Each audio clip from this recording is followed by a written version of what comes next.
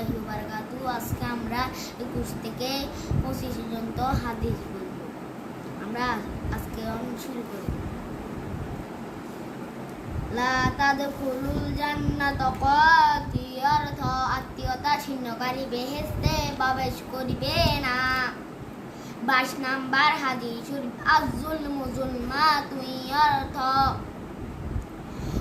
জুলুম কিয়ামতের দিন ভীষণ অন্ধকার হইয়া দেখা দিবে। 23 নাম্বার হাদিস শরীফ লা লা গিনান নাফসি অর্থ কর্তৃত্ব ধনী হইলেও আত্মার ধনী। 24 নাম্বার হাদিস শরীফ কুল্লু বিদআতিন দালালা অর্থ প্রত্যেক বেদাত গুমরাহি বা পথভ্রষ্টতা। 25 নাম্বার হাদিস শরীফ আম্মুর রজনী সিনওয়াবি অর্থ চাচা বাপের মতো।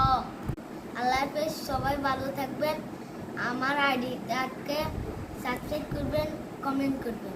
আচ্ছা ঠিক আছে, আসসালামু আলাইকুম ওয়া রাহমাতুল্লাহ।